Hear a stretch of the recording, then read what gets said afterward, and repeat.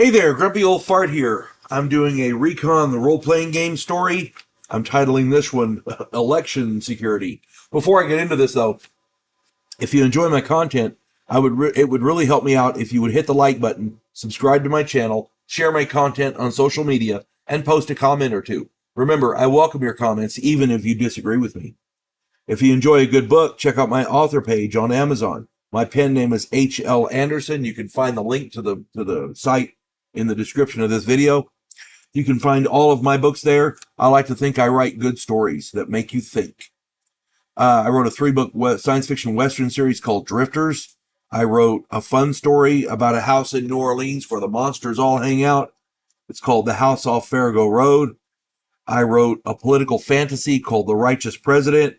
And I've got 2 so far. I'm working on the 3rd. Science fiction futuristic space warfare kind of thing. The first one is Vanguard 1. The second one is Task Force Terminus. They're a study of humanity from an alien perspective. I hope you get them. I hope you enjoy them. Okay, on with this Recon story, Election Security. My friend Charles was running a Recon game back in the day. Charles ran an excellent game and always kept us thinking. His games were very, very fun. There were 5 of us playing. It was myself, Ray, Bobby, Angelo, and Kevin. There was the mission was that there was a South American country who was getting ready to have an election. The government didn't trust anyone to guard the ballot boxes because everyone in the police, civil guard, military, etc., they were all on one side or the other. Corruption was rampant. And they needed somebody that not affiliated to guard the ballot boxes. So both candidates agreed to hire outside mercenaries to guard the ballots. They hired an outside guy to run the election. This guy didn't have any dogs in the fight, as it were. And his job was simply to count the ballots. And we were to ensure that one person, one vote, that's it. The government would run the elections with representatives overseeing everything, but they needed to make sure no shenanigans were tried with the ballot boxes. It was a small country, so there was only one voting place. The turnout was about 8% because nobody could really get there to vote, but, you know, it was as free and fair an election as as they could make it.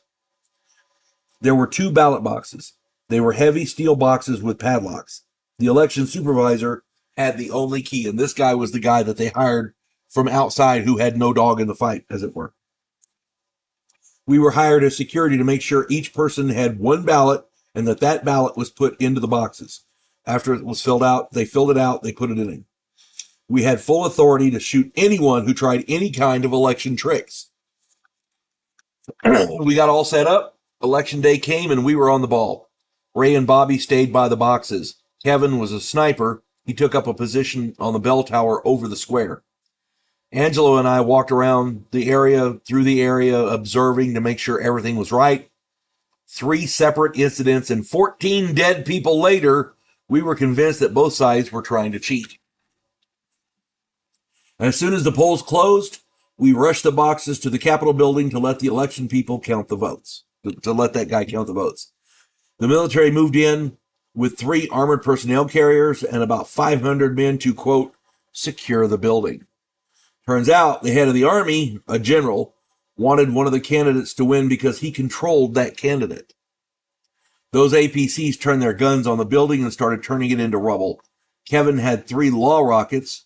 He took out 2 of them before small arms fire forced him to retreat from the tower. Angelo used Kevin's distraction to move through the basement to an outside door. He made his way to the 3rd armored personnel carrier and he took it out with a hand grenade. He then disappeared into the city. The rest of us fired on the infantry and were doing well. We were keeping them out of the building. We were doing well while this guy counted votes. We were doing well until we ran low on ammo. Well, the guy who was counting the votes, he was counting them as fast as he could, but he'd only finished 1 box by that point. We secured all of the ballots, and we took him out the back with us carrying the boxes. Kevin and Angelo arrived with a Jeep. We headed out. We ditched the Jeep down the road, and we hid out while he finished the count. We were hiding in the jungle while he counted the votes. When he was done, we went to the local radio station and took it over to let him announce the results. We held everybody at gunpoint, made sure all the stuff was going on. Ray was a radio specialist, so he knew he knew what to look for to make sure they were doing everything correctly.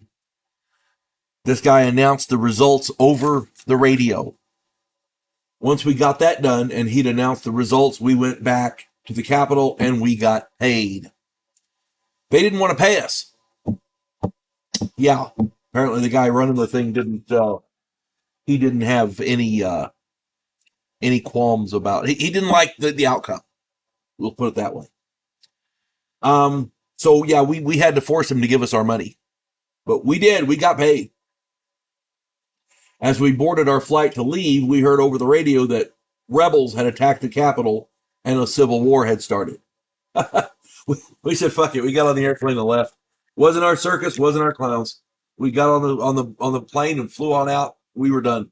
We did what we were supposed to do. That election was as free and fair as we could make it. That's all we could do. Anyway, I hope this finds everybody well. Hope you enjoyed that story. Hope this finds everybody well. You folks have a good one. God bless one and all.